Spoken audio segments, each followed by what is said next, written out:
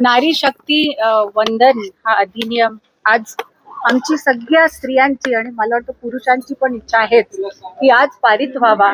आज स्त्रियांचा जो खूप आधीपासनं राहिलेला हक्क आहे जो त्यांना मिळालेला नाहीये तो त्यांना मिळावा. आज आपण जसं पाहिलं की प्रत्येक स्त्रीला एक खूप मोठी गरज आहे की तिने जेही नियम होतात सभेत, विधानसभेत किंवा लोकसभेत जे नियम बनतात किंवा जे जे पॉलिसीज पारित होतात त्याच्यात एक ऍक्टिव्ह पार्टिसिपेशन व्हायला पाहिजे आणि त्यासाठी खूप जरुरी आहे की त्यांची टक्केवारी in terms of political participation वाढायला पाहिजे. आज ती मला वाटतं सुरुवातीला ती 4% होती, आज ती आसपास 15%वर आहे, पण आपल्याला 33% तर पाहिजेच, कारण स्त्रियांना इक्वल अपॉर्च्युनिटी, इक्वल इक्विटी मिळण्यासाठी हा एक थोडासा साथ देणं सगळ्यांनी जरुरी आहे मला वाटतं आणि तो नक्कीच पाहिजे. विरोधकांनी या कायद्याला समर्थन दिलंय मात्र एक विरोधाचा सूर त्यांचा पाहायला मिळत आहे. नक्कीच पाहायला मिळेल, कारण ही खूप मोठी गोष्ट आहे जी मोदीजी करून दाखवणार आहेत. आता क्रेडिट खायला किंवा त्याला डिनाय करून मोदीजी कसे ह्या गोष्टी सांगतात आणि करू नाही शकत हे दाखवायला लोक अपोज करतीलच, पण मोदीजी भक्कम आहेत, त्यांच्या मागे सर्व स्त्रिया उभ्या आहेत आणि तुमच्यासारखे पुरुष पण आहेत. तर मला वाटतं नक्कीच आज पास होणार आहे. विरोधकांनी याला 2029 ची तयारी म्हटलेलं आहे. याच्या टायमिंगला घेऊन जे आहे ते प्रश्नचिन्ह उपस्थित केलेलं आहे. राजकीय स्वार्थ या बिलच्या मागे असल्याचा आरोप केला जातो. काय स्वार्थ असू शकतो? स्त्रियांचं काही भलं व्हावं याच्यात स्वतःचा काय स्वार्थ असणार आहे? 2023 जेव्हा नवीन संसद भवन बनलं तेव्हापासनं याचा प्रयत्न केला जातोय. उलट ते 2 क्लॉजेस जे आहेत ते पण आता ठेवलेले नाही आहेत, त्याच्यामुळे मला वाटतं खूप स्मूथली हे पास व्हायला पाहिजे. मॅडम एक प्रश्न असा आहे, काही ठिकाणी बातम्या तुम्ही वाचल्या असेल, कॉर्पोरेट जिहाद संदर्भामध्ये काही ठिकाणी बातम्या तुम्ही वाचल्या असतील. नाशिकमध्ये TCS कंपनीमध्ये ज्या पद्धतीनं प्रकार झालाय, कॉर्पोरेटमध्ये तुम्हीही 1 दशक 1.5 दशकापेक्षा जास्त काम केलेलं आहे.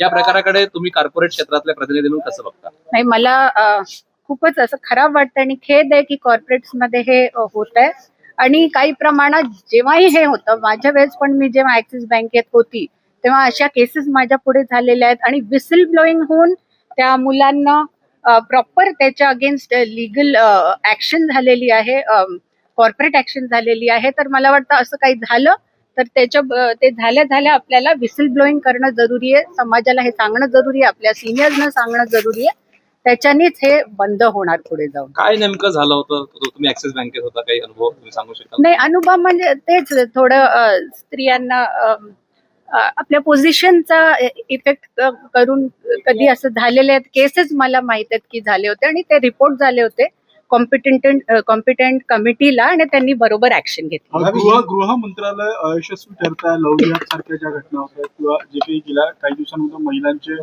प्रियकराकडून नवऱ्यांकडून ज्या हत्या झाल्या त्यावरून गृह विभागावर प्रश्नचिन्ह उभे केले जातात.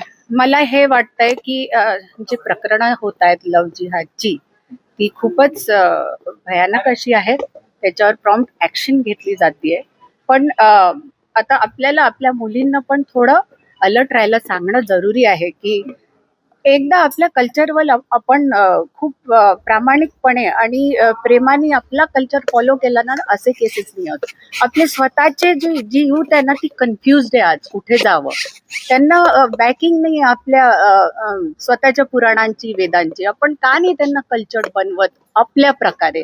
आपण तसं बनवलं तर ते आपल्याच रस्त्याने जातील. तर आपल्याला थोडं तिथे लक्ष देणं in terms of moral education Indian values मध्ये जे आहेत ते केले तर खूप फरक पडेल. सारख्या प्रकारात सुद्धा मोठ्या प्रमाणात राज्यात होताना दिसले आहे, कसं बघतो? ते तर मी आधीच बोलली आहे की हे भयानक प्रकरण आहे. खरातांनी जे काही आपली बुद्धी किंवा आपलं ते ऑरा क्रिएट करतात त्याचा उपयोग ह्या गोष्टींसाठी केलाय, याचा खूप खेद आहे. आणि स्त्रिया पण त्याच्या बळी पडल्या, वनरेबल स्त्रिया, याचं पण दुःख वाटतंय आणि याच्या अगेन चांगली ऍक्शन चालू आहे, प्रॉम्प्ट ऍक्शन चालू आहे आणि त्यांना कडक अशी शिक्षा व्हावी ही प्रत्येक स्त्रीच्या मनातनं विनंती आहे. अमरावतीला जे घटना पुढे आलेली आहे त्यामध्ये जे आहे ते सुरुवातीला आकडे मोठे सांगण्यात आले. विशेषतः माजी खासदार नवनीत राणांसारख्या व्यक्तीकडनं जवळपास 180 मुली जे आहेत ते हिंदूच असल्याचा त्यांनी दावा केला होता. मात्र प्रत्यक्षामध्ये जे आहे ते तपासामध्ये ज्या मुली आढळून आल्या ते फक्त मुस्लिम मुली आढळून आल्या. त्यामुळे त्यांच्या या वक्तव्याचं तुम्ही समर्थन करता का? नाही, रिअली सॉरी, मला नवनीत राणांचा हा काय केस आहे मला माहित नाहीये, पण मी चेक करीन आणि पुढच्या वेळेस याच्यावर रिप्लाय करू. महाराष्ट्रातील ताज्या बातम्यांसाठी बघत रहा टाइम्स टुडे 18 न्यूज. सोबतच शेअर करा, सबस्क्राईब करा आणि बेल आयकॉन प्रेस करा.